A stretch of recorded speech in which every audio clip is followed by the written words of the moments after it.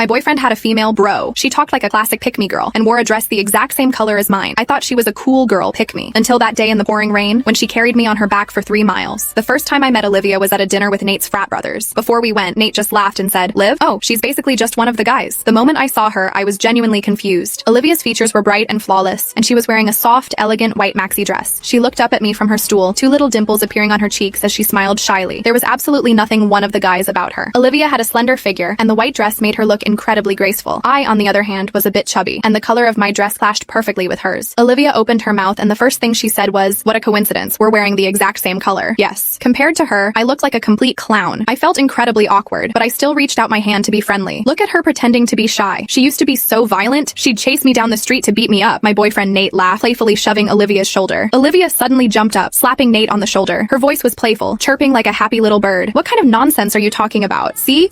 Am I wrong?" Nate laughed, dodging her slaps. I stood frozen in place, my outstretched hand hanging awkwardly in the air. I turned my head and watched my boyfriend roughhousing with her. It felt like I was the outsider. My nose stung, and I closed my eyes. I didn't want to watch them play fight, and I didn't want to leave a bad impression of being a jealous girlfriend the first time I met his best friend, until I heard a loud, resounding smack echo through the room. The moment I opened my eyes, I saw a bright red handprint stamped across my boyfriend's cheek. Nate's shocked voice rang out, "Holy shit, did you put your whole arm into that slap?" After getting to know Nate, I slowly got to know Olivia. Whenever Nate mentioned Olivia, his mouth was full of praise. He said Olivia was cheerful and optimistic, a true example of a girl raised with old money. I added Olivia on Snapchat and Instagram. Olivia's Instagram was filled with photos of her surfing in Hawaii. Her slender figure and radiant energy made her look like a white seagull soaring over the ocean. There were photos of her snowboarding in Aspen and writing papers in a Parisian cafe wearing chic glasses. With her slender swan-like neck lowered, she looked gentle and intellectual. Even though I felt a bit sour because of their play fighting that first time, I couldn't help but sigh to Nate. Olivia really is an incredible person. Nate snatched my phone and said, "Hey, why is her profile public now? She used to have it set to close friends only." Nate's casual remark made my sensitive mind overthink. Why did she suddenly make her profile public right after I added her? As I scrolled through Olivia's feed, Nate immediately leaned his head close to mine to look. He was highly enthusiastic, constantly urging me to scroll to the next picture. After a few swipes, I suddenly didn't want to scroll anymore. I was jealous. I asked him, half joking, half serious, "Do you have a crush on her?" Nate replied with a goofy grin, "Who wouldn't like a rich heiress? But don't worry, she doesn't date." Alright, stop overthinking. If something was going to happen between us, it would have happened years ago. As he said that, he continued staring intently at Olivia's photos. I locked my phone screen. Through the dark reflection of the screen, I clearly saw his crestfallen expression. It looked exactly like the disappointment and sorrow of not being able to obtain a coveted treasure. Actually, I had probably heard the name Olivia back in college, the very day Nate accepted my confession. He was drunk, repeatedly mumbling the word "Liv" under his breath, a 6'2" guy, crying like a dog in the middle of a diner. I heard the friend next to him shove him and say, "Enough, Liv just went abroad to study. She's not dead." His friend called me, and I rushed to the diner to pick him up. I half carried, half dragged him home by a planter on the side of the road. He grabbed the hood of my sweatshirt and violently threw up all over me.